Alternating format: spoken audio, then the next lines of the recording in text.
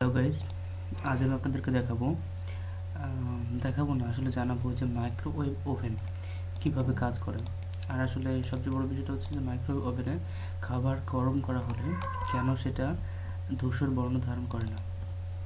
আপনাদেরকে প্রথমেই আমি উদাহরণ দেখাতে চাইব।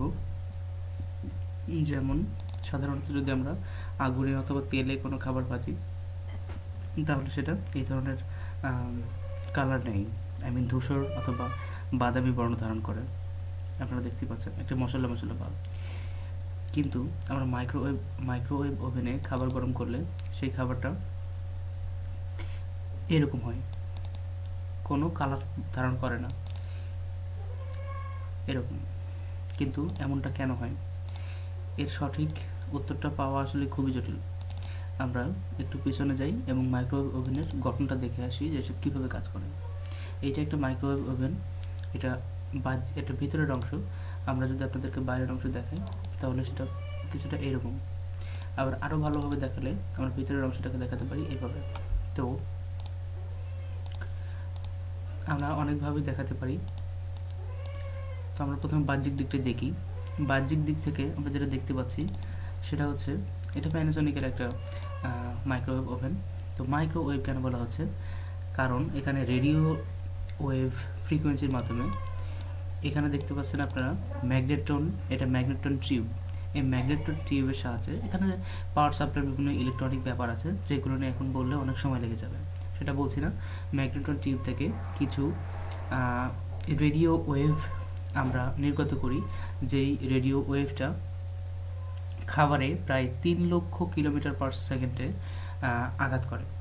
তো আঘাত করার কারণে খাবারের মধ্যেকার যে অণুগুলো, এগুলো নিজেদের স্থান থেকে স্থানচ্যুত হয় এবং এই কারণে নিজেদের মধ্যে ক্রিয়া এবং প্রতিক্রিয়ার ফলে খাবারটা গরম হয়। কিন্তু খাবার এখানে গরম হওয়ার পর খাবারটা কেন ধূসর বর্ণ ধারণ করে না অথবা বাদামি বর্ণ ধারণ করে না? এখানে প্যানাসোনিকের বলি আর যেই কোম্পানির বলি, স্যামসাংয়ের বলি বা যেই কোম্পানির বলি না কেন, এখানে কিছু সুইচিংয়ের ব্যাপার আছে, এখানে টাইমিং সিলেক্টের ব্যাপার আছে, সুইচিংয়ের কিছু ব্যাপার আছে, দ্যাটস ইট। এটাই হচ্ছে বাহ্যিক গঠন। আর এটা যে কোনো আকৃতি হতে পারে, সেটা কোম্পানির অনুসারে বানাতে পারে। এখন আমরা ভিতরের দিকে দেখি যে খাবারটা এখানে আমরা রেডিও ওয়েভ ফ্রিকোয়েন্সির মাধ্যমে যে খাবারটা গরম করতেছি, এই রেডিও ওয়েভ ফ্রিকোয়েন্সির মাধ্যমে এখানে 100 ডিগ্রি সেলসিয়াস তাপমাত্রা উৎপন্ন করা সম্ভব। কিন্তু মেইন বিষয় যেটা, সেটা হচ্ছে আমাদের একটা খাবারের বাদামি বর্ণ ধারণ করাতে হলে সেই খাবারটাকে 130 ডিগ্রি সেলসিয়াস তাপমাত্রাতে গরম করতে হবে, এক কথায় 130 ডিগ্রি তাপমাত্রায়। কিন্তু মাইক্রোওয়েভ ওভেনে কখনো 130 ডিগ্রি সেলসিয়াস তাপমাত্রায় আসে না, অ্যান্ড দ্যাটস ওয়াই খাবার এর কোনো কালার হয় না, অরিজিনাল কালারে থাকে। আর এখানে মাইক্রোওয়েভ ওভেনটাকে ভিতরের দিকে ঠান্ডা করার জন্য ফ্যান ব্যবহৃত হয়, পাওয়ার সাপ্লাই তার সঠিক এই যে ম্যাগনেট্রন ইলেকট্রন বিম করার জন্য ব্যবহৃত হয়। তাছাড়া আরও অনেক ব্যাপার আছে, ডোর সেফটি লক আছে, আর অনেক ব্যাপার আছে। ডোর সেফটি লকের কাজ হচ্ছে আমাদের দরজাটা যখন আমরা খুলবো তখন অটোমেটিক্যালি সমস্ত কার্যক্রম বন্ধ হয়ে যাবে, আবার যখন লাগাবো তখন অটোমেটিক্যালি সমস্ত কার্যক্রম স্টার্ট হয়ে যাবে।